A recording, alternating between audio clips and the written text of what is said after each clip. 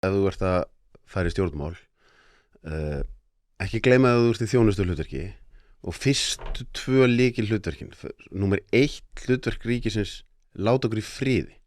Áður en þið byrjið að gera eitthvað þá þurfið það alltaf að vera með það bak við eyrað. Er þetta óþarfi, eins og þú ert að segja? Á ég bara ekkert að vera að grípa inn í hér? Láta fólk í friði. Og númer 2, fariði vel með peningun okkar. Síðan getum við fyrir að ræða hinna hlutina. En mér finnst bara þetta tvennt er bara í rosalega miklu ólægi að mínum mati í samfélagi eins og Íslandi. Og það er svona þegar að síðasta ríkisstjórn var myndið, þá man ég var nýbúin að fá þær allar í þátti minn, Ingu, Þorgerði og Kristrúnu, kann vel persónulega við þær allar. Mér finnst þetta góða konur.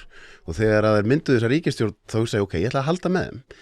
En á bakvið er alltaf, það er allt sem segir mér þetta verða of mikið stjórnsemi. Bara of mikið stjórnsemi fyrir minn smekk, sko.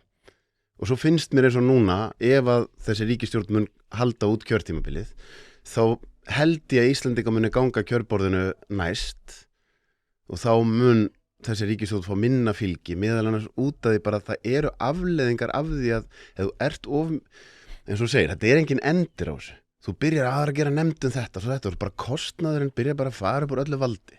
Í staðinn fyrir að þú kemur að borðinu núna, ný ríkisstjórn, fyrsta hlutverkið er, heyrðu, áður en við förum að setja meiri skatt á fólkið, getum við ekki byrjað að taka til hjá okkur. Það er augljóst að það er verið að eyða allt miklum peningum í einhverja dellu.